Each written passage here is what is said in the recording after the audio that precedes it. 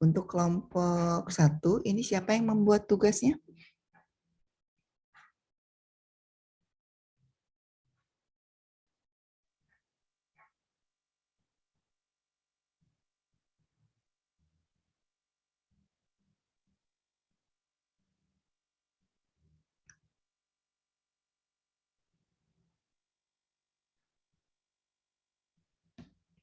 Oke, pertanyaan saya kenapa use case-nya seperti ini? Silakan open mic-nya.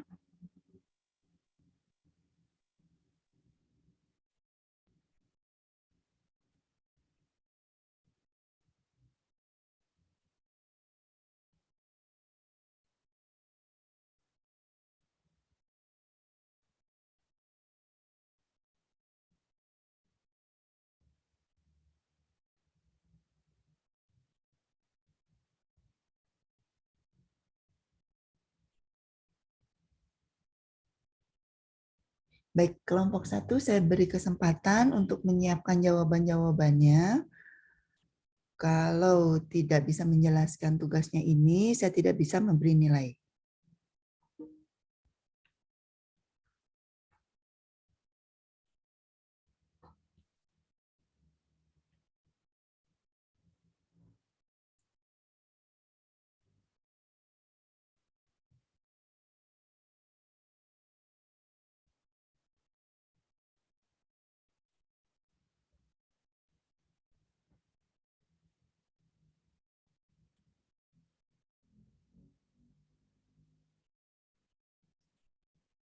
Silakan saya beri kesempatan untuk berunding dulu, berdiskusi, untuk menjawab apa yang saya tanyakan tadi ya.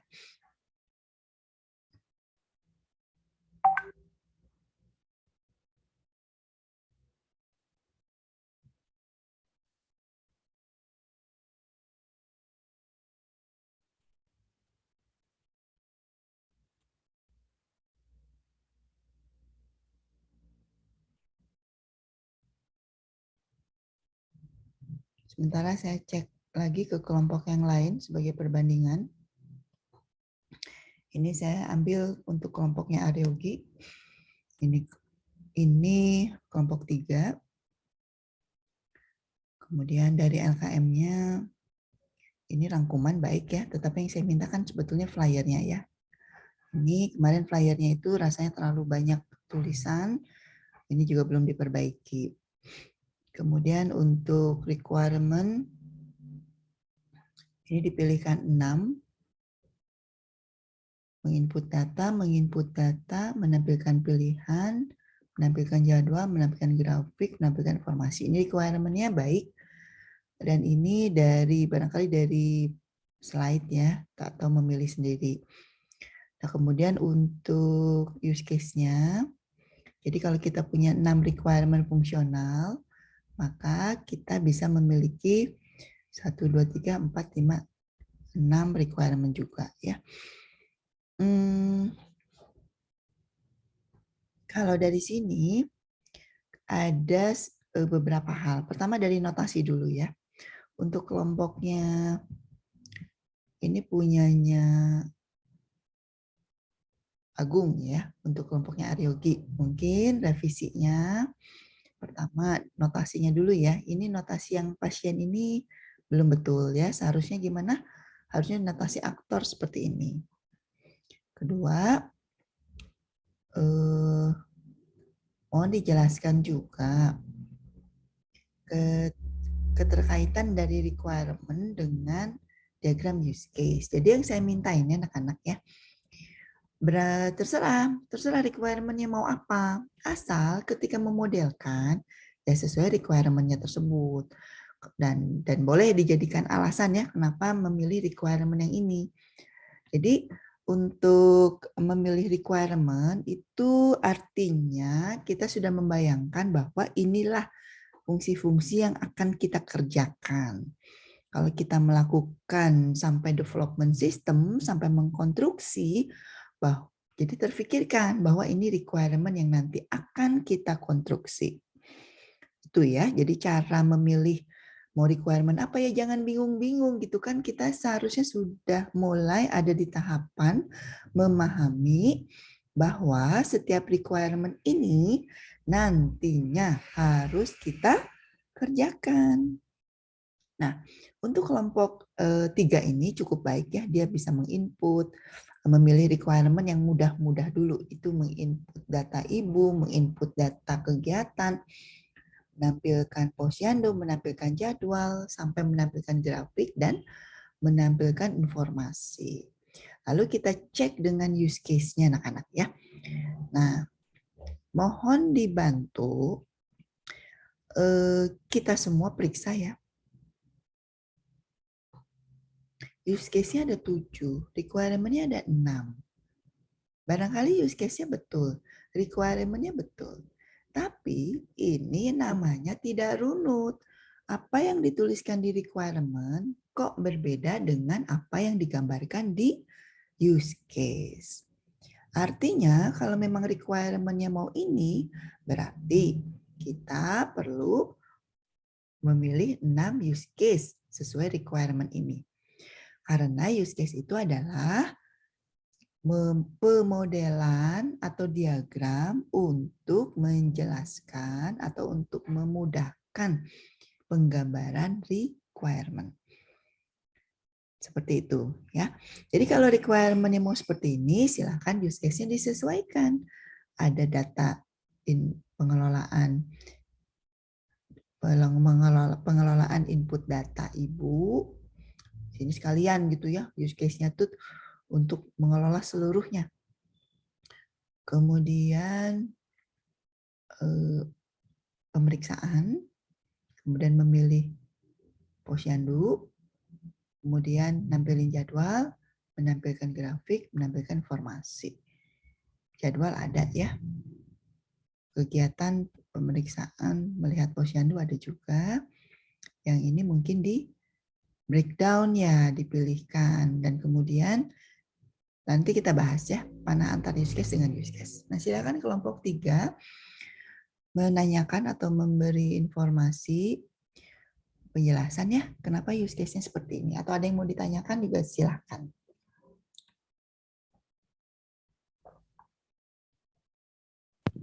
Izin bertanya, Bu. Boleh, silakan. Yang mengenai flyer, tapi boleh, Bu? Boleh, boleh. Silakan. Yang flyer boleh saya rombak aja nggak, Bu? Kayaknya itu kan terlalu padat banget. Terus juga nggak terlalu enak dilihat. Boleh, boleh. Jadi LKM ini kan sebetulnya untuk aset kamu ya, untuk artefak kamu, peninggalan kamu. Ya kalau di versi sebelumnya flyernya masih seperti ini, di versi kedepannya flyernya mau lebih baik, itu memang begitu maksud saya ya. Jadi kita membiasakan versioning gitu, versioning bahwa ini versi yang lebih baik. Nanti terakhirnya kalau sudah selesai kuliahnya, itu di dokumennya memang sudah yang terbaik yang milik kamu. Boleh dijadikan arsip pribadi, boleh diberikan ke adik kelas, boleh ya nanti untuk baca-baca lagi kalau misalnya ujian, atau nanti kalau KP, kalau TA tinggal melihat ke sini gitu. Begitu maksud saya ya. Boleh, boleh. Oke, Bu. Siap. Nah, kemudian gimana nih antara requirement dengan use case? Use case-nya barangkali sudah baik, requirement sudah baik, tapi masalahnya antara use case dengan requirement kenapa tidak sesuai? Barangkali bisa dijelaskan oleh kelompoknya?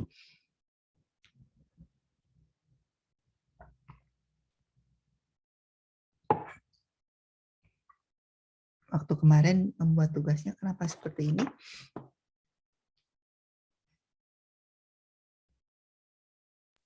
Sebenarnya, Bu, lagi didiskusikan, Bu.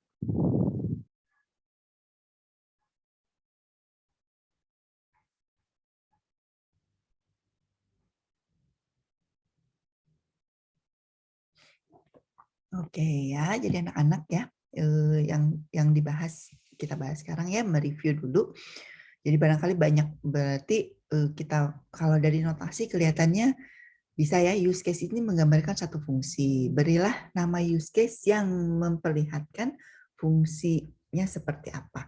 Kalau ada kebingungan cara membuat use case, menambahkan use case, saatnya lah sekarang kita diskusi ya.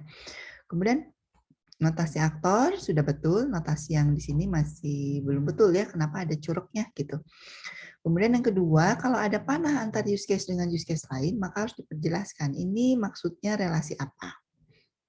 Kalau ada garis, itu disebutnya relasi kan? Nah, ini relasi apa nih antara dua use case ini? Mari kita bahas ya.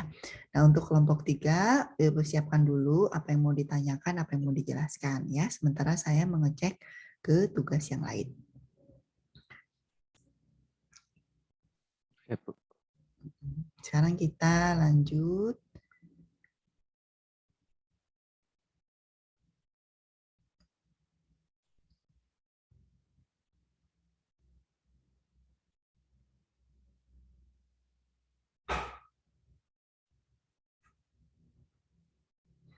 Baik ini, oh ini salah.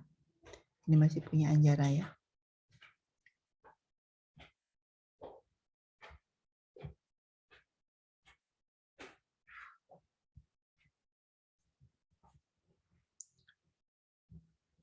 Nah, jadi kalau ada kebingungan, sebetulnya seperti apa membuat use case? Pertama ya, harus dari requirement-nya dulu. Jadi kuncinya memang di requirement. Kalau requirement-nya sudah ada, maka sebetulnya kita tinggal membuat diagram berdasarkan requirement tersebut.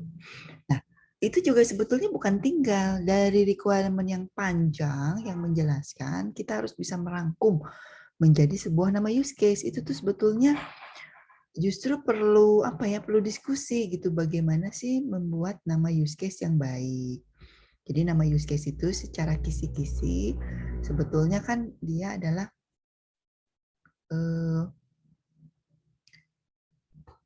menunjukkan fungsional, jadi menunjukkan kata kerja gitu ya. Melakukan apa sih sistem ini, atau sistem ini nanti bisa apa aja. Itu nama use case. Kemudian diikuti dengan kata bendanya. Misalnya, tadi ya contoh, kelola data bayi. Itu sudah nama use case yang baik sih. Karena jelas ya, kata kerjanya kelola, yang dikelolanya apa? Data bayi. Jelas. Tetapi kalau kita mengecek requirement, sebetulnya itu untuk yang mana ya use case tersebut. Nah, persoalannya di situ. Sekarang kita lanjut ya. Ini LKM milik kelompok 7. Tapi ini nggak ada kejelasan punya siapa. Oke, berarti penamaan LKM yang betul adalah LKM, lalu nomor kelompoknya, lalu jangan lupa NRP-nya ya. Karena setiap orang harus membuat, karena ada yang ada tugas pribadi juga kan, bukan tugas kelompok aja. Oke, jadi ini kelompok 7, silakan dicek untuk layarnya sudah baik ya. Kalau mau disempurnakan boleh juga, tapi kalau sudah seperti ini boleh ya, nanti bisa di-share ke teman-temannya yang lain. Kedua, ini kan sebetulnya tugas di kelas, jadi sebetulnya beberapa minggu lalu itu kita menuliskan requirement, di sini sudah dipilih 5, dari penamaan requirement sudah baik ya, requirement itu menegaskan perangkat lunaknya harus bisa apa, jadi diawali dengan kalimat perangkat lunak harus dapat, nah, dapat apa, melakukan apa, nah di sini dipilihkan mencatat pemeriksaan, mengedit data bidan dan kader, mengedit data pasien, menginput data bayi dan ibu hamil, menampilkan data bayi dan ibu hamil. Ini sudah baik ya. Barulah kita periksa apakah sudah sesuai dengan, nah unik ya use case ini kok sama dengan use case kelompok yang sebelumnya, dengan kelompok 3. Kenapa? Kenapa kalian ini kok bisa use case-nya sama padahal kelompoknya beda? Padahal requirement-nya juga berbeda. Jadi yang saya maksudkan, jadi kalau nggak ngerti itu tanya ya, Bu, use case-nya harus sama dengan requirement apa enggak? Jawabannya iya. Karena kan kita belajar merunut, kita membuat diagram use case yang sesuai dengan requirement yang kita tuliskan. Kenapa? Karena use case itu pada dasarnya menggambarkan, memodelkan requirement fungsional. Ya jelas ya, ini harus sama. Nanti UTS UAS juga sama ya, pokoknya dimanapun juga, kalau diminta membuat diagram use case, maka harus jelas dulu requirement-nya apa. Ya, jadi nggak mungkin lah kita tiba-tiba requirement use case-nya hanya sekedar contoh. Jadi use case-nya ini sama dengan use case kelompok 3 dan dua-duanya salah. Karena tidak sesuai requirement-nya. Padahal requirement-nya juga beda ya. Ini jelas-jelas nih kelihatan ada yang kopas atau seperti apa. Kalau di beberapa ketetapan ya, kalau ujian nanti kopas seperti ini, maka kelas kita di kelas kita harus ada kesepakatan. Maksud saya kalau sesama dosen ya, saya akan bersepakat dengan dosen. Kalau ada yang sama nih mau gimana? Kita bagi aja nilainya, bagi rata ya. Kalau ini 100, maka karena ada 2 yang sama berarti 50. Kalau ada 3 yang sama berarti 30, atau kita nolkan. Nanti saya akan berunding dengan dosen saya ya, dosen paralel saya. Kemudian untuk sekuennya nanti kita bahas ya, karena memang di sini dituliskan opsional. Jadi kita fokus dulu ke satu tahapan-tahapan. Kalau saya lihat ini masih ada ketidaksesuaian. Kemudian seharusnya kita sekarang membahas ini, tetapi kita perbaiki dulu atau kita samakan lagi pemahaman terkait dengan tugas yang sebelumnya. Oke, untuk kelompok Ajifata boleh untuk bertanya atau menjelaskan kenapa kok bisa mengambil use case-nya seperti ini, dan boleh juga barangkali tadi kita lihat ya untuk kelompok 3 juga sama use case-nya, barangkali bisa menjelaskan juga. Saya persilakan.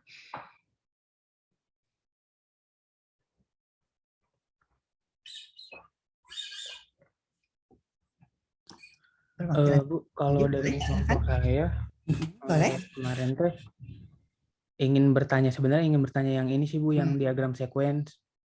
Oke, kali use case-nya kenapa? Saya akan nanya use case dulu. Kalau use case-nya berbeda sama requirement-nya dan kok sama kelompok 3?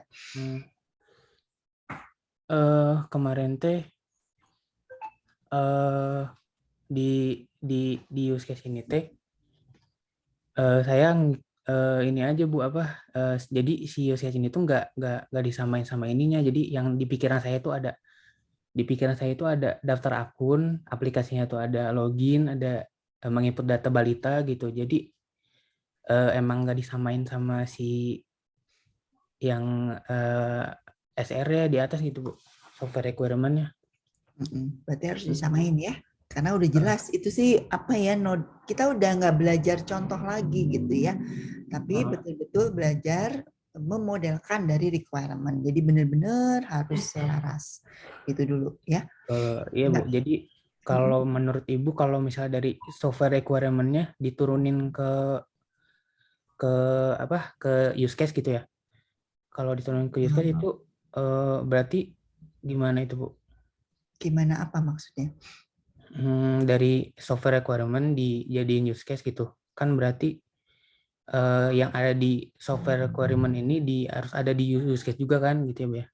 Betul. Karena Berarti gunanya kalau use case kan untuk memodelkan software requirement.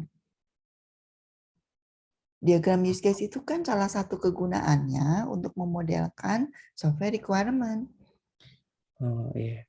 Berarti kalau di use case-nya ada apa sih? Login berarti ada registrasi, berarti di deskripsinya juga di requirement fungsionalnya ada perangkat lunak harus dapat melakukan registrasi akun bidan misalnya. Seperti itu mungkin. Boleh seperti itu. Mau disesuaikan mana? Use case-nya atau requirement-nya?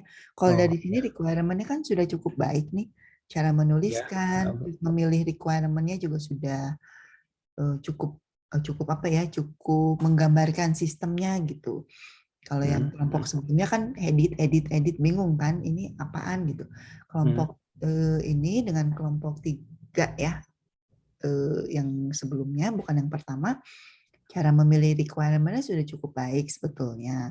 Tapi begitu ke use case, masih ada yang belum bersesuaian. Iya, Bu. Coba temannya yang lain di kelompok ini kan banyak. Coba speak up juga. Ini ada Aji, ada Renal. Yang membuatnya siapa?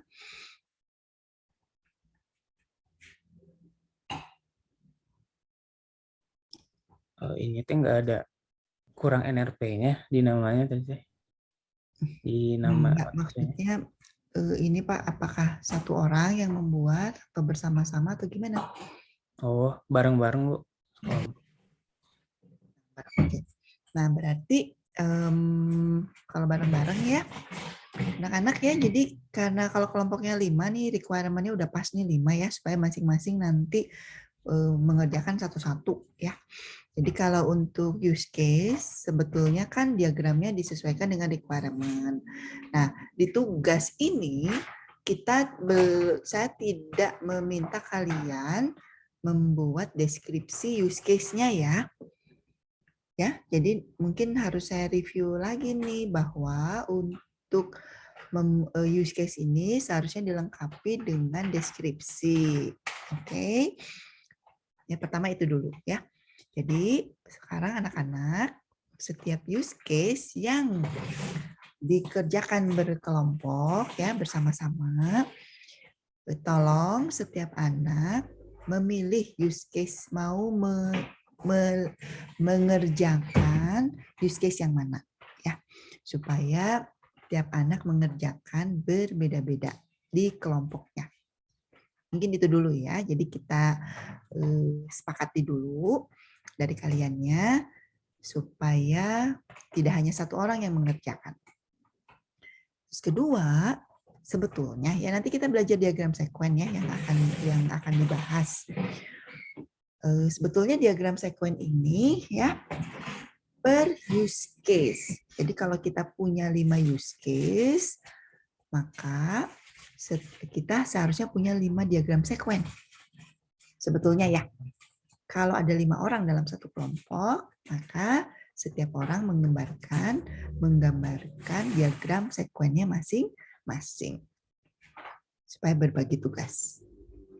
Nah, pertama itu ya. Nah, iya kemudian, Bu. Kemarin juga mau nanyain itu sih sebenarnya, kan ada 5 use case gitu di betul. ini teh. Terus kan lihat-lihat di Google teh si ininya harus ada 5 juga gitu. Lihat-lihat tutorial juga ada 5 gitu. Tapi ini tuh yang ini saya gabungin semua di sini jadi satu gitu Bu. Kalau kata Ibu ini masih ini udah benar apa belum? Enggak lah. Bisa nggak gitu Bu? Kalau digabung gini nggak bisa. Nggak bisa ya? Jadi satu sekuen ini nanti berarti kita bahas ya sekuen diagram ya. Kalau yang sekarang masih use case, kemarin kan masuk kelas dulu ya. Sekarang kita akan bahas sekuen diagram. Nah, tapi anak-anak untuk petunjuknya ya dicatat baik-baik ya. Kita pilih dulu, kita buat dulu requirement. Requirement yang fungsional kita bantu dimodelkan dengan use case. Kalau ada 5 requirement berarti 5 use case. Sekuen sebetulnya untuk memodelkan deskripsi use case. Artinya, kalau yang sudah mahir, dia bisa langsung membuat diagram sekuen berdasarkan apa yang diinginkan dari use case tersebut. Kalau belum begitu mahir, maka ada tahapan sebelumnya, yaitu membuat deskripsi terhadap use case tersebut. Oke ya. Nah, sekarang karena di tugas ini tidak ada deskripsi, maka boleh langsung membuat diagram sekuen. Kalau ternyata, aduh bingung, berarti sebelum diagram sekuennya kita buat dululah deskripsi dari use case-nya tersebut. Nah, kenapa kok boleh langsung diagram sekuen? Boleh-boleh aja kalau sudah kebayang mau seperti apa perilaku dari use case tersebut. Itu mungkin ya. Nah ini kalau dari sini kelihatan bahwa belum paham ternyata ya. Ini semua halaman digabungin di satu. Nggak bisa ya, karena berarti kan ini tidak satu use case ya. Karena satu use case itu kan satu tujuan, satu pekerjaan. Jadi kalau membayangkan use case itu satu activity dari awal sampai dia selesai gitu loh. Kalau ini kan kebanyakan ya, register langsung login, langsung masuk utama, jadi kepanjangan ini. Nggak begitu gitu ya. Pertama itu. Sok nggak kelompok ini ada lagi yang mau ditanyakan? Kelompok lain juga boleh bertanya. Berarti kalau diagram use case-nya ini bisa login gitu ya, Bu? Berarti diagram sequence-nya cuma khusus satu untuk login aja. Seperti itu. Betul. Login kan pendek sebetulnya ya, tapi Iya, Bu. tetap harus dibuatkan diagram use case-nya. Diagram sequence-nya untuk use case tersebut. Nah, kalian kan ada 5 use case ya. Sekarang bersepakat kelompoknya masing-masing mau use case-nya yang mana. Berbagi ya, supaya saya bisa lihat, supaya tiap orang itu bertanggung jawab mengerjakannya. Jadi saya bisa memeriksa ya supaya bisa aja. Tujuannya kan tugas ini supaya kaliannya jadi bisa ya. Kalau yang nggak bisa kan merasa tuh, kok aku nggak bisa nih bikin diagram use case, bingung. Boleh nanya ya, boleh untuk dibantu juga oleh temennya. Tapi dialah penanggung jawab dari diagramnya tersebut supaya jadi bisa.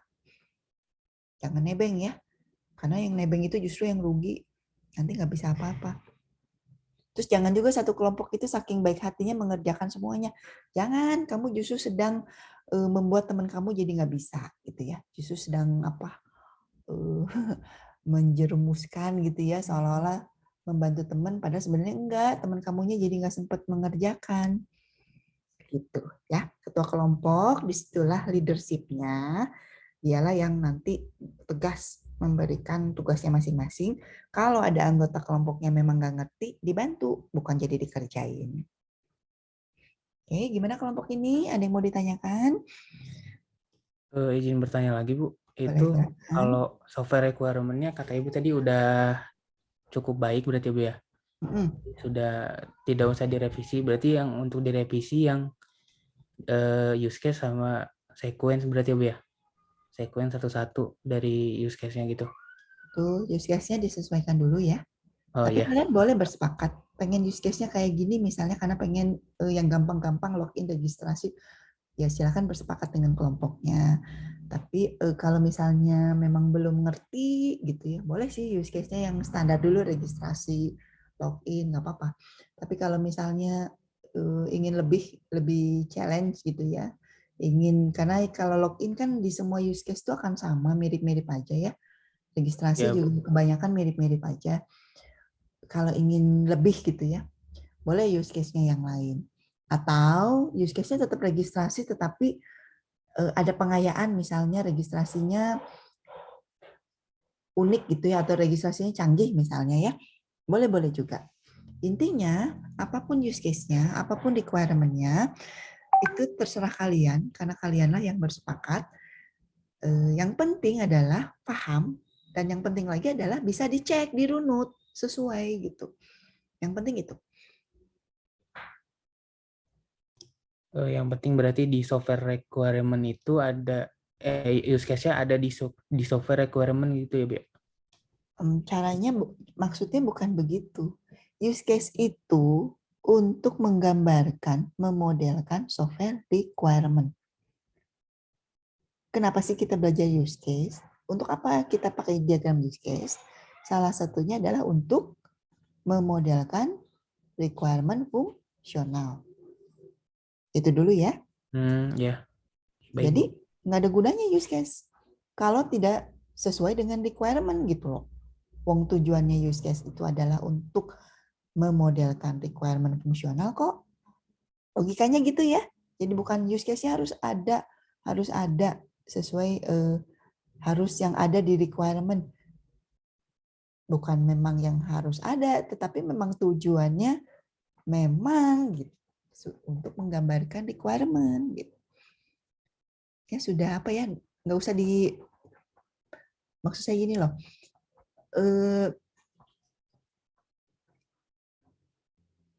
Ya memang tujuannya use case itu untuk menggambarkan requirement fungsional.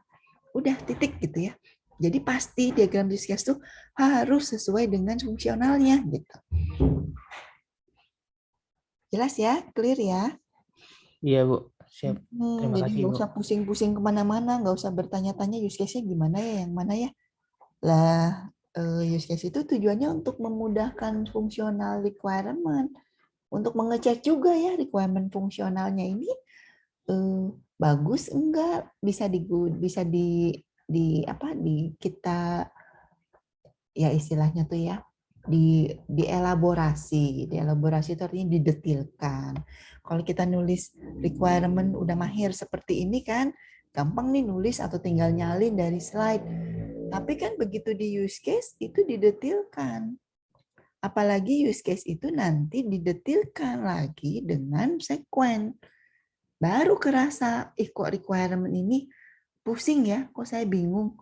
Iya, karena ternyata nulisnya gampang, begitu dielaborasi, dimodelkan jadi use case, didetilkan lagi dari sekuen, ternyata aku bingung. Berarti yang salah siapa? Ya kenapa tuh requirement-nya begini gitu loh. Berarti dia nggak ngerti detail dari tulisan ini, nggak ngerti konsekuensi dari menulis requirement seperti ini. Kebayang? Sudah terbayang, Bu. Terima Bayang kasih. ya, karena banyak sekali orang dengan gampangnya menuliskan requirement. Mungkin kalian juga belajar requirement di mata kuliah lain ya. Di mata kuliah kita, requirement itu tidak hanya sekedar ditulis, tapi harus dilanjutkan, didetilkan. Jadi diagram use case, didetilkan lagi. Jadi deskripsi use case yang kemudian dilengkapi dengan diagram sekuen. Kebayang? Ya. Jadi baru kalau sudah bikin diagram-diagram ini menyadari mana use case yang saya pahami, mana yang ternyata susah difahami. Oke ya, kelompok ini udah oke? Sudah, Bu. Sudah paham. Terima kasih, Bu. Oke. Baik, kelompok lain boleh nanya juga ya, meskipun bukan punya kelompoknya, tapi kan mirip-mirip tadi saya lihat sekuennya juga kopas ya. Jadi kalau untuk latihan contoh diagram yang baik, oke, kamu pakai use case yang itu, pakai sekuen yang itu. Tapi tujuan saya adalah kamu paham bahwa sekuen yang ini berarti use case-nya yang mana gitu ya. Jadi harus runut, tidak bisa sekedar ada. Kalau sekedar contoh ini sudah betul, tapi saya berharap setiap kelompok itu memahami tidak hanya sekedarnya ya. Oke, berikutnya ini saya agak susah nih untuk melihat kelompok yang lain.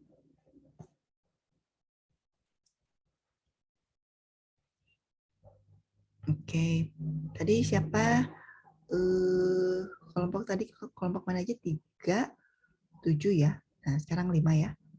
Yang belum boleh langsung menyampaikan ya. Daripada kelewat nanti nggak diperiksa.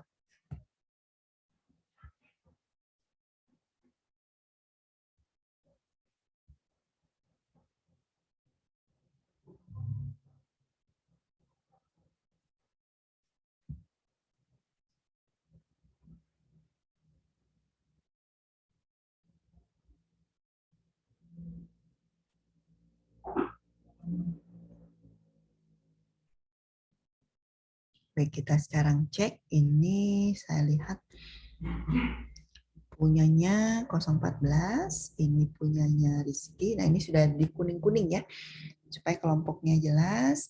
Kemudian kemarin juga sudah dibahas ya, untuk flyernya bagus, lucu katanya, ini bagus ya. Nanti boleh di-share ya, boleh di-upload juga. Boleh untuk adik-adiknya supaya semangat.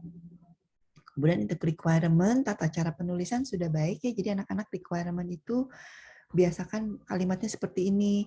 Barangkali di kuliah lain atau di dosen lain nggak menyuruh seperti ini. Saya menyuruh, kenapa? Karena justru memudahkan kita kok dengan statement perangkat lunak harus dapat. Artinya apa? Perangkat lunaknya tuh harus bisa ngapain aja. Ya, jadi konsekuensi dari kita developer dikasih requirement seperti ini, berarti saya langsung membayangkan, oh saya harus bikin program yang bisa nambah data bayi balita ibu hamil. Waduh, berarti ada data bayi, ada data balita, ada data ibu bayi hamil yang harus bisa ditambah. Kalau saya dikasih requirement seperti ini, saya langsung bisa membayangkan nanti program saya seperti apa. Nah, ini ada 7 ya, barangkali ini sesuai dengan yang ada di slide. Berarti kita cek use case-nya. Use case-nya belum juga, harusnya ada 1, 2, 3, 4, 5, 6, 7. Oke, nah use case-nya di sini memang kata kuncinya dapat semua ya. Dapat nambah data, nampil info, nampil pilihan, nampil jadwal, nampil grafik, lalu dapat membuat pelaporan. Nah, kita lihat di sini use case-nya semuanya nambah gitu ya. Nah, barangkali kita cek lagi ya. Nambah pemeriksaan. Tampil posyandu. Oh, ada tampil ya. Tampil jadwal, tampil grafik, menyusun laporan. Oke. Dari use case dengan requirement ini sudah sesuai. Jadi kita lihat ada yang untuk nambah, ada yang untuk nampil, ada yang untuk membuat laporan. Ya, jadi use case itu boleh seperti ini. Use case seperti ini artinya tidak didetilkan ya. Detailnya kapan? Boleh nanti pada saat menyusun deskripsi use case, menyusun sekuen, barulah kita melihat bahwa ternyata use case-nya harus didetilkan. So, kalau seperti ini masih umum, tidak apa-apa ya, tidak apa-apa. Untuk sebuah diagram use case ini sudah boleh, dan yang penting lagi ini sudah sesuai dengan requirement, sudah cocok. Itu dulu ya. Jadi untuk kelompok lain boleh mencontoh, ini sudah sesuai. Kemudian untuk sekuennya belum bisa ya, nanti kita membahas diagram sekuen. Baik, untuk kelompok ini apakah ada yang mau ditanyakan atau disampaikan? Ibu Sylvie izin bertanya. Boleh, silakan. Untuk requirement fungsional sama use case-nya dari Ibu nggak ada revisi sama saran, Bu? Kalau dari penamaan sudah baik ya. Mungkin sebetulnya, dulu ini kan cocok ya. Kan ada nampil, nampil lagi ya, nampil terus nanti membuat laporan. Jadi saya ceknya itu dulu, nambah. Nah ini ya, yang pemeriksaan, ini nambah, ini apa sih? Tampil ya? Oh tambah juga, tambah hasil. Kita cek aja nih. Ini nambah, nampil informasi pemeriksaan. Oh, nambah pemeriksaannya belum ada ya? Yang ini. Ini terkecil sekali ya tulisannya. Tambah data, tambah pemeriksaan. Untuk yang ketiga, Ibu tipe kayaknya harusnya tampil sih hasil diskusi, tapi bikin di use case-nya salah. Kayaknya lebih cocok tampil, karena nambahnya udah ada di sini kan? Iya, Ibu. Hasil diskusi memang kata yang diambil itu tampil hasil pemeriksaan, cuman pembikinan di use case-nya salah. Nanti direvisi ya, Bu. Boleh. Jadi anak-anak yang lain ya boleh gitu. Jadi kita pilih dari requirement ini mana yang menunjukkan kata kerja yang paling cocok gitu ya, yang menggambarkan si perangkat lunak ini ngapain. Jadi kita contohnya ya ini, kita lihat ada nambah, nampil gitu ya. Itu sangat sangat cocok, sangat memudahkan kita untuk kita ambil sebagai nama use case. Jadi nggak kemana-mana. Nah, kalau yang ini agak susah ya, mengoptimalisasi sistem informasi pelaporan bla bla bla bla bla. Lalu diambil menjadi membuat laporan. Boleh ya, menyusun laporan atau membuat laporan. Kalau misalnya mau pakai mengoptimalisasi laporan, boleh-boleh aja sih, tetapi memang agak membingungkan. Maksudnya gimana ya? Nah, berarti nanti kalau belum begitu jelas, saya akan periksa nanti di diagram sekuen. Tapi sekuennya kan belum ada ternyata ya. Berarti nanti kita bahas tentang diagram sekuennya. Oke, silakan kelompok ini masih ada yang mau ditanyakan? Dari Sylvie udah, Ibu. Dari teman-temannya silakan.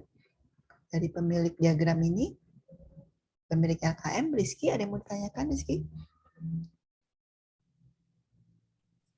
Dari saya belum ada sih, Bu.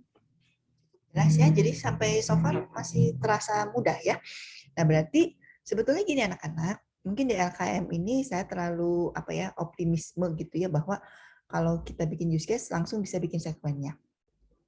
Nah, kalau misalnya karena waktu mungkin belum sempat dijelaskan detail tentang sekuen, sehingga kelompok ini juga belum sempat bikin ya. Nah, berarti tindak lanjutnya untuk kelompok ini, karena use case-nya kebanyakan itu ada 7, kalian cuma berlima, maka berbagilah, silakan bersepakat mau dari 7 itu mana yang mau diambil dan mana yang ditanggung jawab masing-masing. Itu mah silakan kaliannya aja, teamwork-nya ya yang bersepakat mau seperti apa. Tapi sama ternyata kelompok ini dengan kelompok yang lain juga belum ada pemahaman terkait dengan diagram sekuen ya. Hari ini kita bahas. Nah, berarti siapa lagi yang belum? Kita periksa dulu ya supaya mengapresiasi kalian sudah mengerjakan.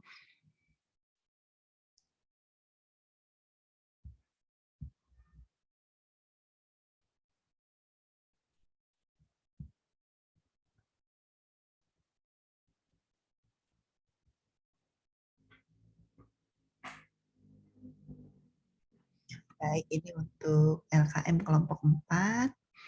Ini kelompok ketuanya Rehan ya. Ini punya siapa nih? 15. Berarti punya Sally. Sally boleh ditandai ya, dikasih kuning atau dikasih bold atau ganti fontnya supaya yakin ini punya Sally ya. Jadi tidak hanya sekedar filenya yang ditukar namanya ya. Nah, kemudian sebetulnya kan di LKM ini ada tugas pribadi, ada tugas kelompok ya. Jadi itulah nanti yang pembeda dari teman sekelompoknya. Untuk flyer, kita udah sepakat ya, ini cukup bagus nih, menarik juga ya. Jadi sekarang sih orang bikin flyer tuh banyak template-template yang membuat jadi bagus. Seperti ini nih, ada bulat-bulat segala macam. Ini banyak template yang membuat jadi menarik gitu ya. Kedua, tugas di kelasnya. Oke. Nah, untuk kelompok ini sebetulnya boleh ya kita ngasih nama aplikasi. Tapi kita sepakat aja untuk kelompok 4 kita gunakan statement perangkat lunak ya. Meskipun aplikasi dengan perangkat lunak itu banyak yang menggunakan secara bergantian, tapi kalau saya berpikirnya begini, kalau yang namanya aplikasi itu kecenderungannya bahwa perangkat lunaknya memang digunakan untuk banyak user. Padahal perangkat lunak itu tidak hanya, jadi aplikasi itu salah satu bentuk dari perangkat lunak. Padahal perangkat lunak itu belum tentu dia menjadi aplikasi. Contoh ya, saya membuat perangkat lunak untuk dijadikan komponen-komponen. Itu perangkat lunak juga. Jadi komponen-komponen itu contohnya ya. Contohnya saya membuat payment gateway. Nah ya, atau saya membuat API. Kalian kebayang nggak API? Jadi saya membuat kumpulan-kumpulan perintah-perintah agar supaya memudahkan keterhubungan dari satu perangkat lunak ke perangkat lunak lain. Itu namanya API ya. Nah itu saya tetap menyebutnya perangkat lunak API. Kenapa disebut perangkat lunak? Karena tetap di dalamnya itu ada kumpulan kode, kemudian saya harus membuatkan dokumen untuk menjelaskan API tersebut, dan kemudian di API tersebut juga harus ada struktur datanya ya. Bagaimana API itu terbentuk, ada web service-nya, ada struktur JSON-nya, dan lain sebagainya.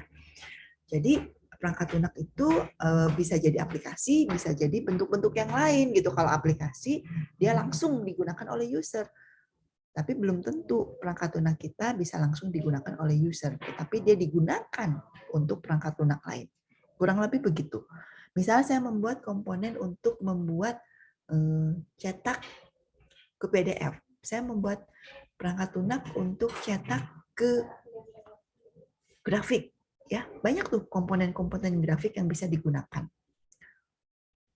Atau saya membuat perangkat lunak untuk melakukan pengujian otomatis. Misal ya, itu perangkat lunak juga, tapi bukan aplikasi untuk digunakan oleh user gitu ya. Jadi masih orang tuh masih bergantian lah penggunaannya. Tapi kalau saya penganut pihak-pihak yang berpendapat perangkat lunak itu sifatnya lebih generik. Kalau apps atau aplikasi itu lebih spesifik. Ini adalah perangkat lunak yang digunakan oleh user. iPosyandu itu aplikasi memang. Itu aplikasi yang akan digunakan oleh banyak user. Tapi ketika membuat requirement, saya lebih suka menuliskannya statementnya jangan pakai kata aplikasi dulu, tapi pakai kata perangkat lunak. Jadi ini nggak salah, tetapi berbeda dengan kesepakatan kita sekelas ya, supaya kita kompak, seragam, khasnya anak Unpas. Ketika menulis requirement, tulislah software, jangan aplikasi. Oke ya, tapi nggak salah, ini nggak salah. Karena kita fokusnya ke belakangnya ya. Di sini dipilihkan login, registrasi, login lagi. Nah, saya kurang seret. Login pasien, login admin, terlalu apa ya? Terlalu apa bedanya sih login pasien sama login admin? Secara perangkat lunak bukannya sama aja. Gitu ya, komentar saya terhadap requirement nomor 3. Kenapa dipilih? Requirement itu akan banyak. Setiap aplikasi, setiap software akan memiliki banyak requirement. Di sini, di kalian harus memilihkan requirement yang apa ya? Yang nanti akan dilanjutkan gitu ya, bahkan sampai dikodingkan. Jadi saya bertanya-tanya, kenapa memilih requirement nomor 3? Menampilkan informasi pasien, oke. Searching, oke ya. Nampilin pilihan, oke. Jadwal, oke. Yang ini aja sih, nomor 3. Karena menurut saya, ketika dikodingkan, nggak ada bedanya kok. Cara codingannya gitu ya, sebetulnya. Oke, tapi nggak masalah.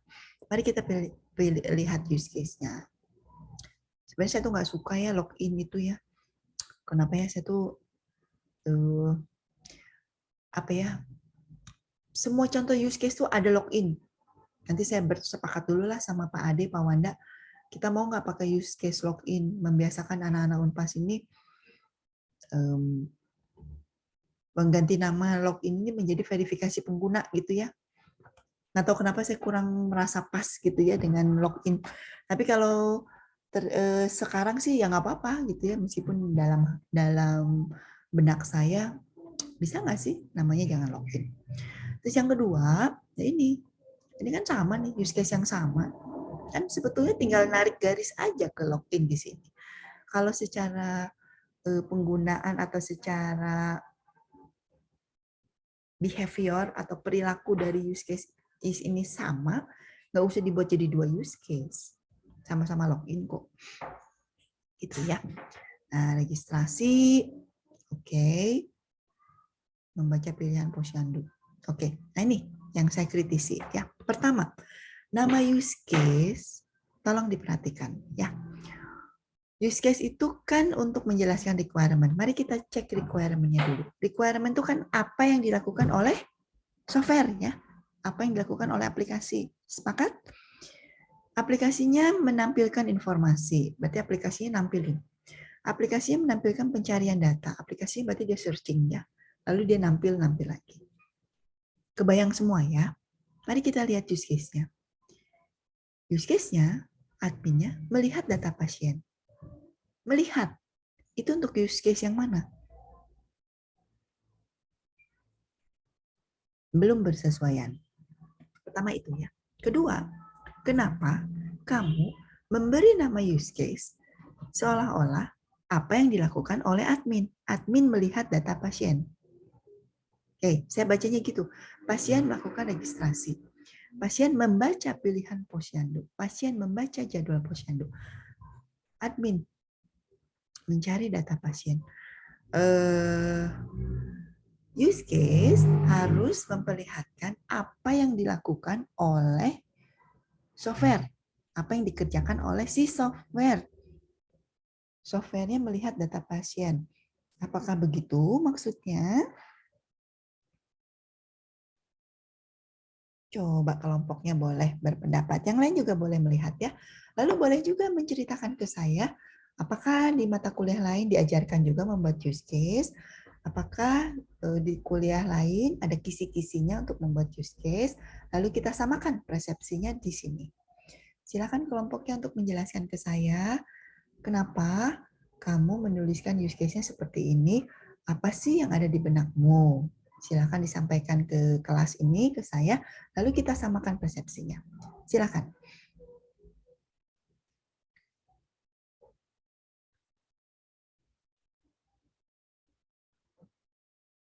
Nggak apa-apa, juru bicaranya. Salah persepsi atau bingung, silakan. Justru kesempatan untuk bertanya.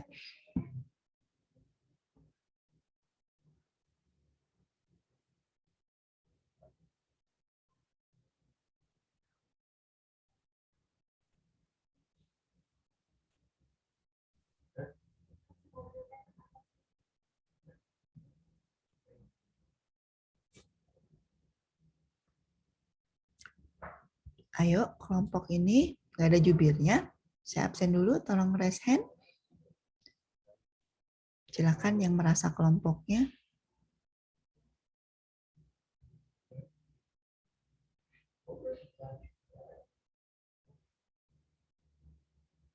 Cuman sendiri Rehan yang hadir?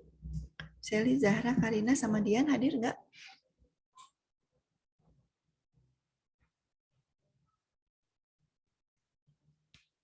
Cuman Rehan sendiri? Karin, Zahra nggak hadir?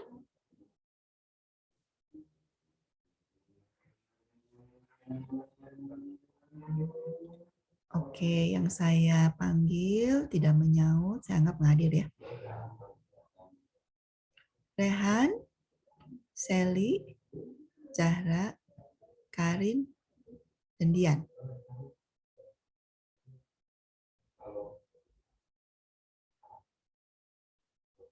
Oke, berarti yang hadir cuma Rehan. Untuk yang lainnya saya anggap tidak hadir. Baik, Rehan bisa menjelaskan?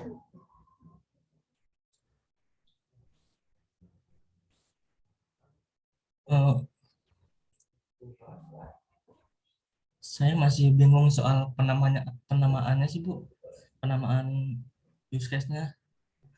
Soalnya saya lihat juga di PPT gitu Bu, di software requirement-nya menampilkan nama use case-nya, di software requirement-nya menampilkan pendaftar, nama use case-nya juga melihat pendaftar gitu Bu.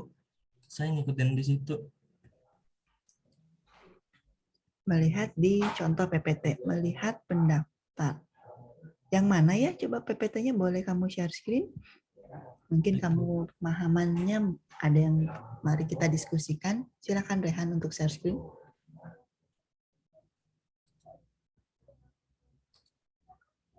Apakah sudah tampil Bu? Yang mana? Jadi kan di sini perangkat lunak harus dapat menampilkan pendaftar kegiatan Posyandu. Nama use case-nya melihat Bu, bukan tampil gitu Bu. Jadi saya ngikutin di sini Bu.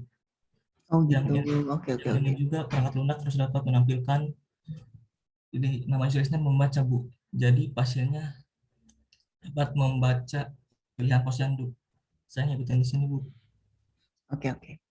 Nah, berarti kalau seperti ini ya, berarti si perangkat lunaknya memang harus bisa melihat siapa aja yang daftar gitu loh. Jadi dia harus bisa mengecek ya sebetulnya siapa aja yang melakukan pendaftaran. Nah, maksudnya begitu ya. Kemudian KMS juga sama, berarti si perangkat lunak itu harus bisa juga dia sebetulnya si KMS itu sebetulnya dibuat ya, kalau yang saya bayangkan itu, jadi si perangkat lunaknya itu bisa membuat, mengenerate ya, kalau bahasa kerennya ya, mengenerate KMS dari data pemeriksaan yang diinput. Oke, nah jadi kalau kamu mau menggunakan kata melihat, jangan lupa sebetulnya yang dimaksudkan itu si perangkat lunaknya tuh bisa apa ya, tahu siapa aja yang mendaftar gitu. Jadi bisa memastikan si yang terdaftar itu bisa dia cek lagi gitu ya, atau dia bisa baca ya siapa aja sih sebetulnya yang mendaftar. Membaca juga sama ya, jadi si perangkat lunaknya itu bisa melihat pemeriksaannya seperti apa, kemudian hasil pemeriksaannya itu dia simpan ya. Nah, oke. Nah, kalau misalnya coba lihat di nama use case-nya ya. Oke, kalau seperti ini kalau misalnya timbul pemikiran atau pemahaman yang kamunya bingung, coba kita lihat nama use case-nya, masuk ke slide berikutnya. Sebetulnya itu use case bisnis ya, mendaftar, mencatat, melihat pendaftar, membuat KMS, oke. Nah kalau misalnya dua use case ini membuat kamu bingung, maka boleh ya kalau nama use case itu kita sesuaikan dengan apa yang dikerjakan oleh si perangkat lunak. Tadi melihat pendaftar ganti menjadi menampilkan, gitu ya. Kemudian membuat KMS ganti aja jadi menampilkan. Nah itu mungkin lebih mudah, lebih gampang ya. Ini berarti saya harus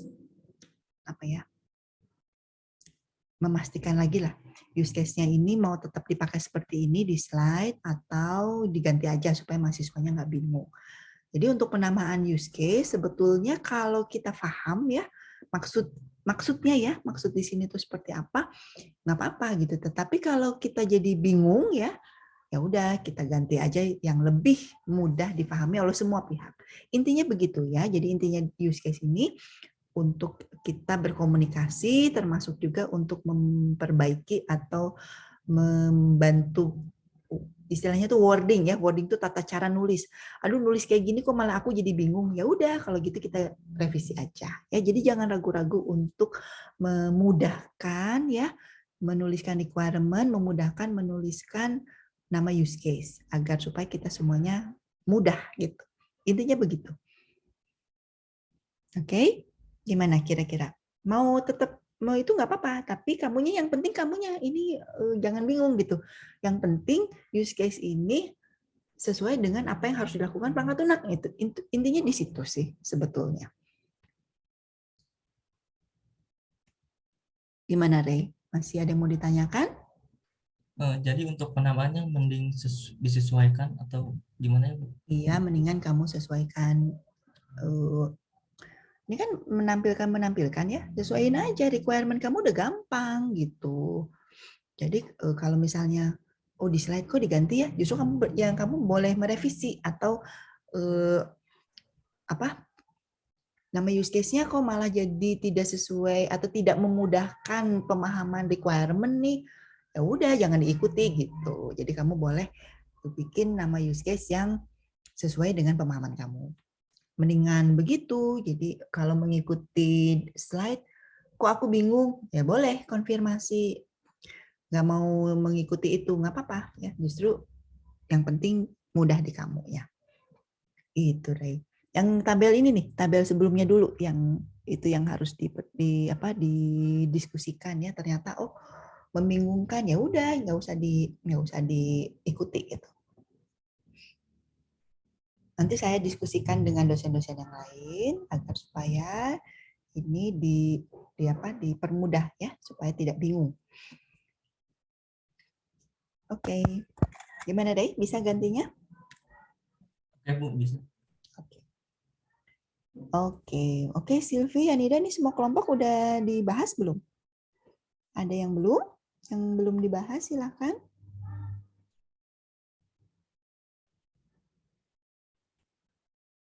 Nah, berarti kalau sudah, sebelum kita membuat sekuen dan membuat diagram kelas ya, berarti kita ini dulu deh.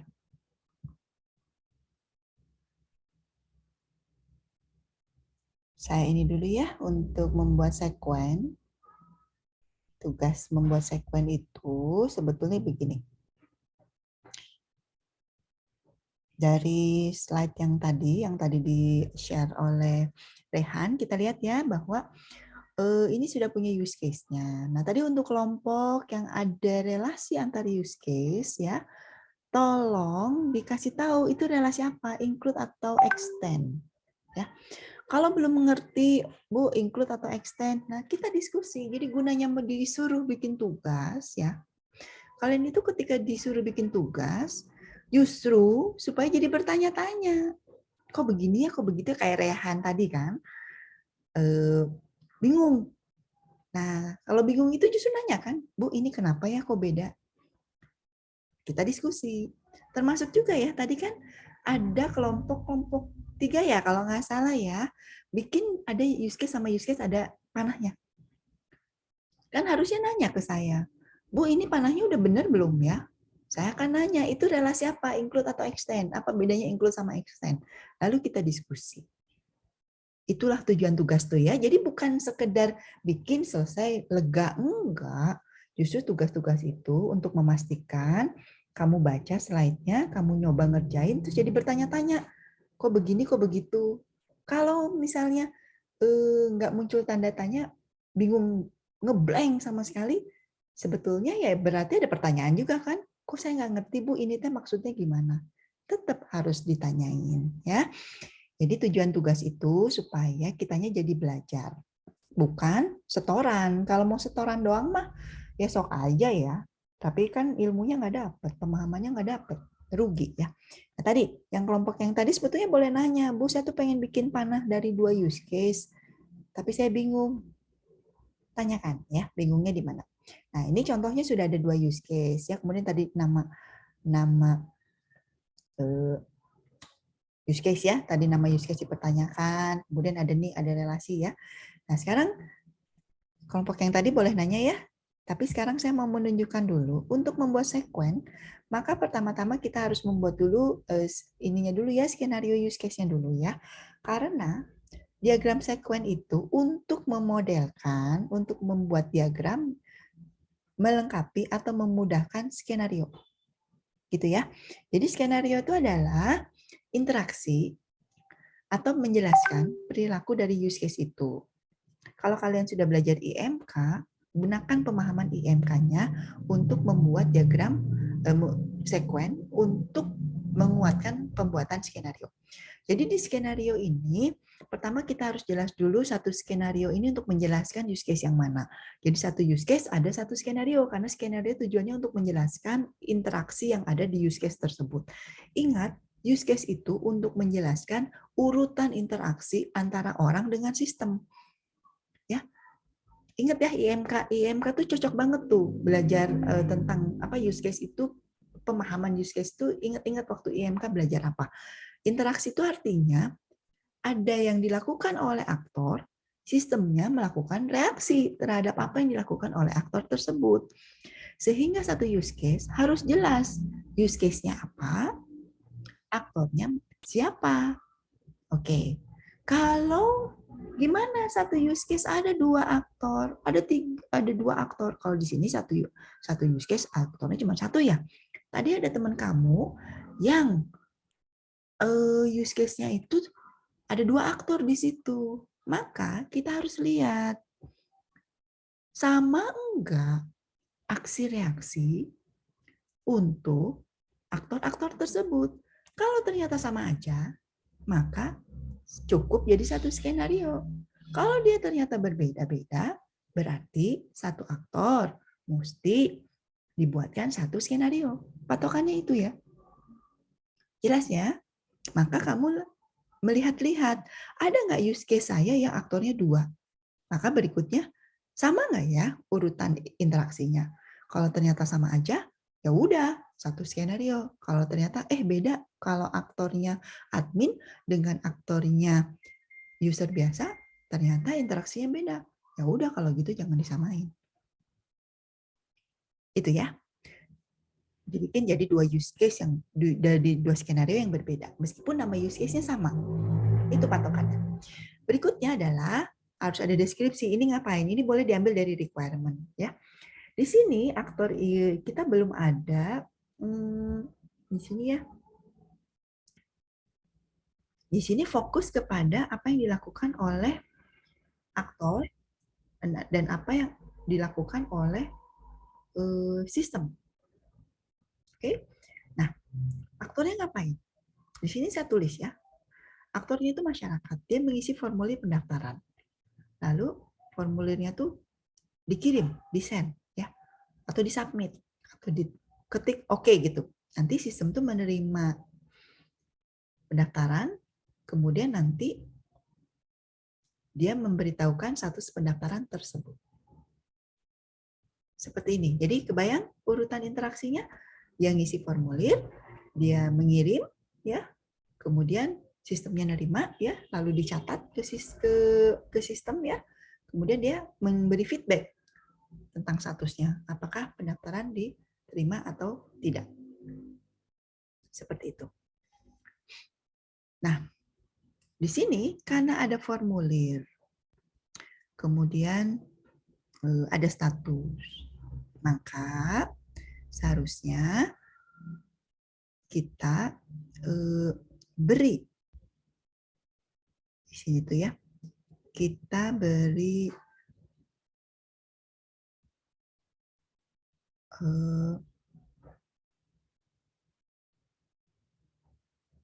seharusnya di sini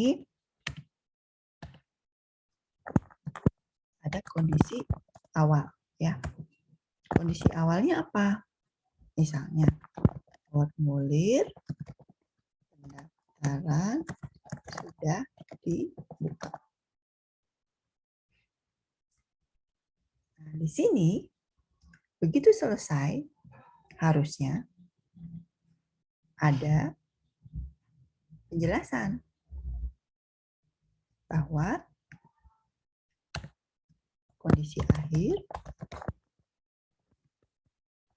formulir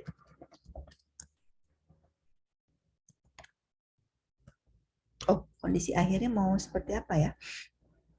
Pendaftaran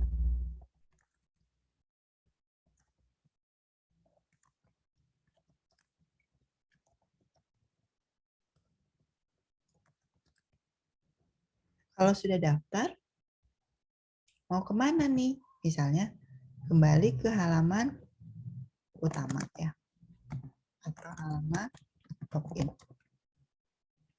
Nah, jadi untuk sebuah skenario, kita perlu menetapkan awalnya tuh mau dari mana. Jadi,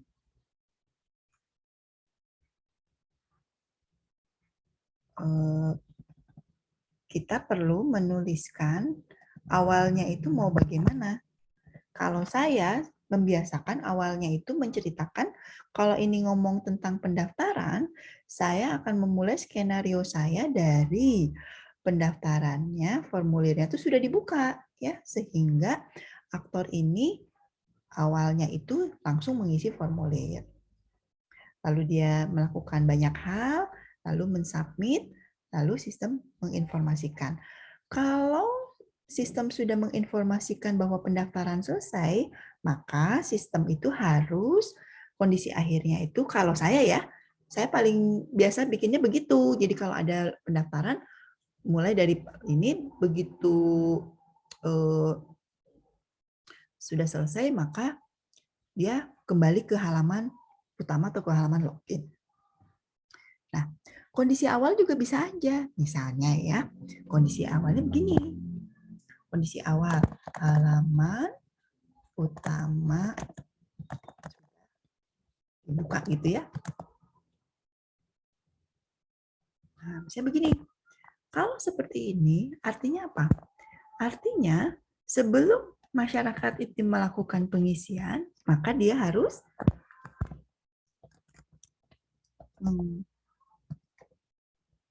memilih ya.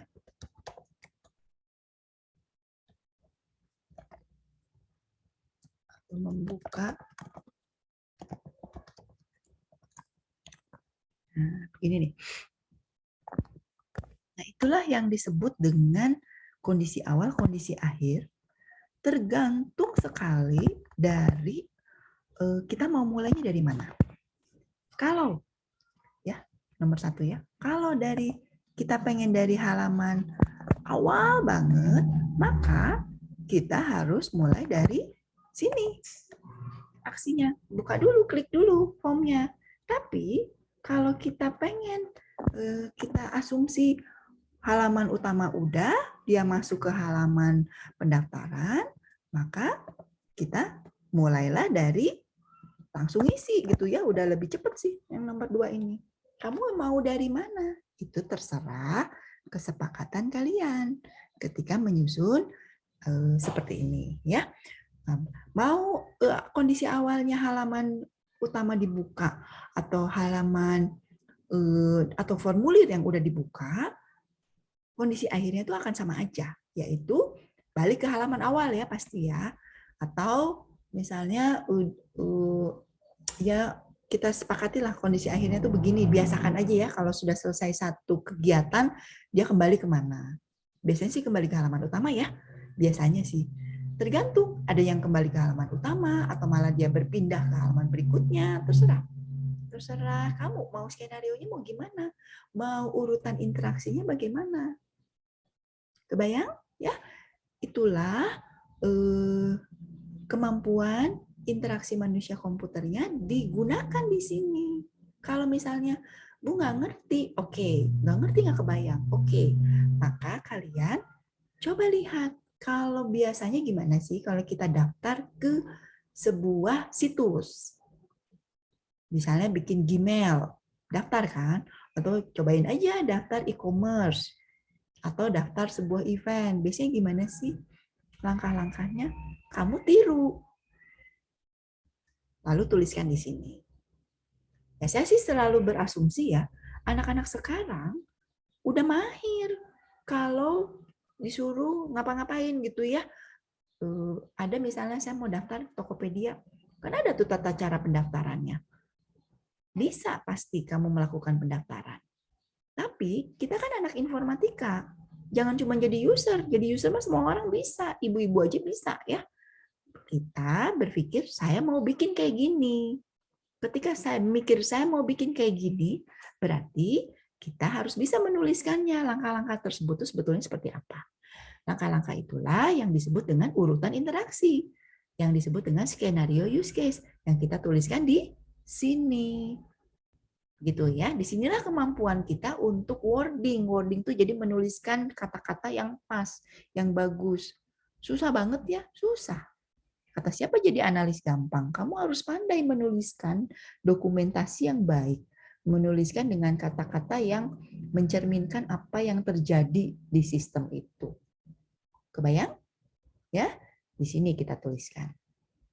Ini dulu gitu ya. Jadi kalau ini belum bisa, ya udah gitu ya. Ini dulu aja gitu. Karena ke belakangnya, ya kalau ininya kesulitan, maka kita akan sulit juga ke belakangnya. Sampai sini paham ya? Berikutnya, kita ini untuk memudahkan supaya kebayang ya. Ini mau gimana sih daftar ini ya? Maka kita perlu melengkapi dengan yang namanya prototype.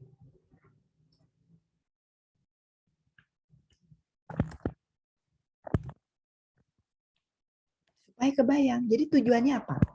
Supaya kita bisa membayangkan sebenarnya kayak apa sih formulirnya itu mau gimana sih rancangan formulirnya tuh.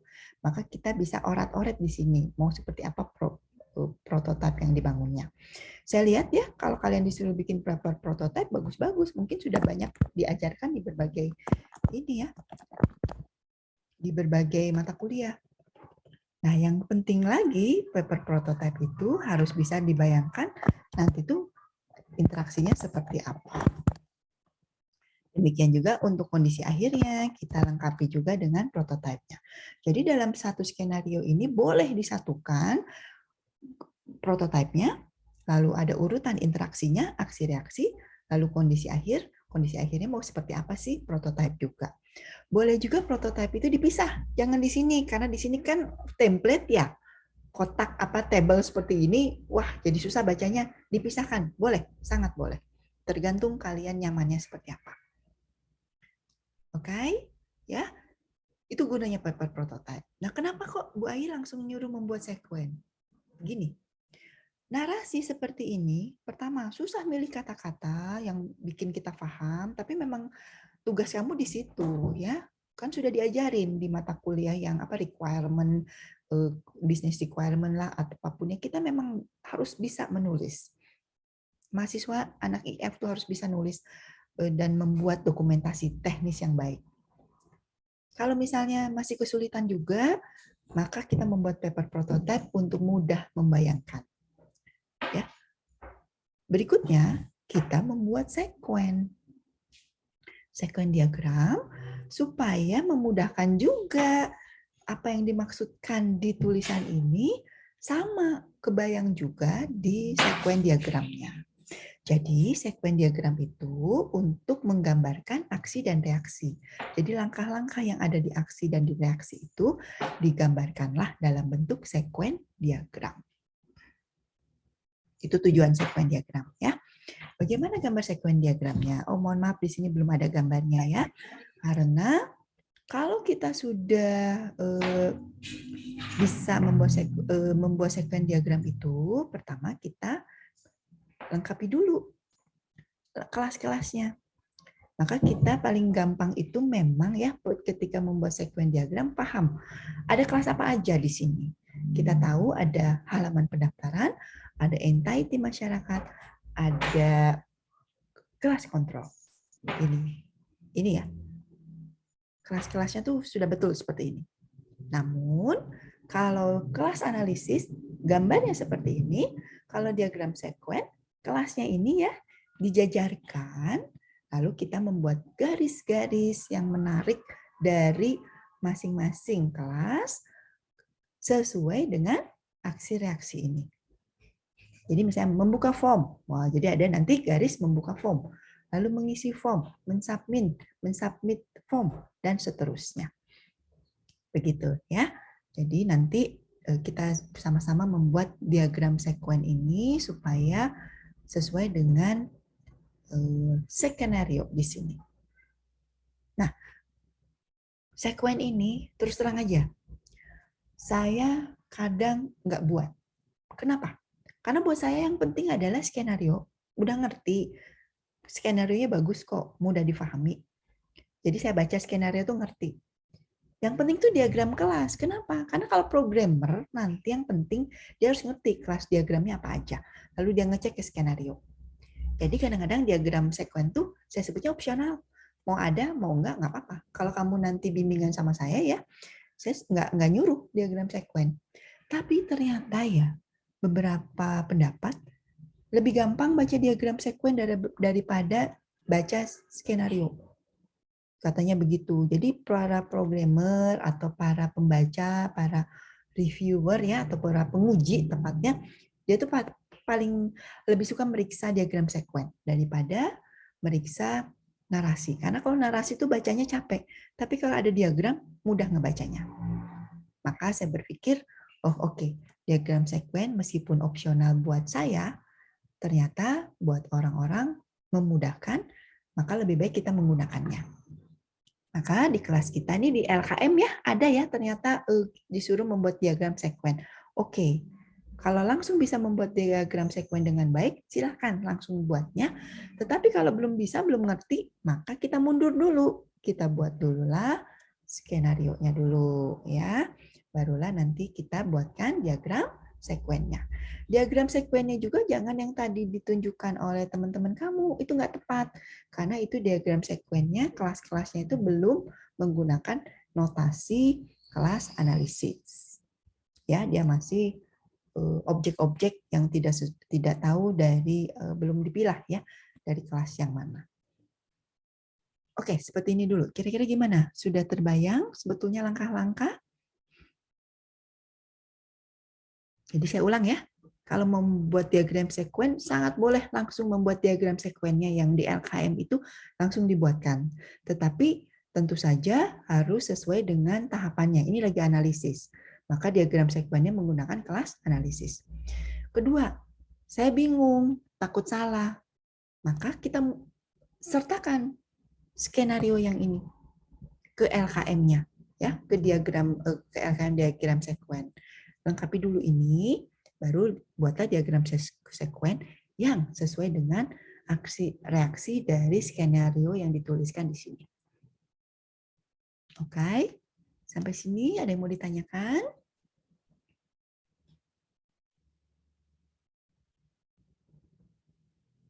Kalian sudah dapat kuliah IMK kan? Sudah, Ibu.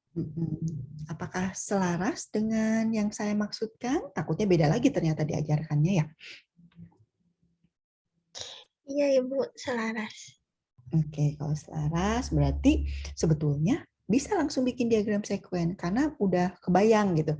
Tapi kalau belum kebayang, ya silakan buat skenario dulu supaya lebih apa ya, lebih confident, lebih yakin, dan lebih sekuennya itu jadi lebih gampang juga sebetulnya ketika kita nulis dulu urutan ini dalam bentuk kata-kata narasi seperti ini dibandingkan langsung membuat jadi diagram. Sama ya, use case juga kan untuk memodelkan requirement. Sekuen juga untuk memodelkan deskripsi use case. Jadi kalau sudah pengen langsung orat-oret gambar use case, gambar sekuen itu sangat boleh. Tapi kalau ternyata mentok bingung, gimana ya? Maka kembalilah ke deskripsi, ke narasi. Begitu ya. Tipsnya atau memang tata caranya seperti itu.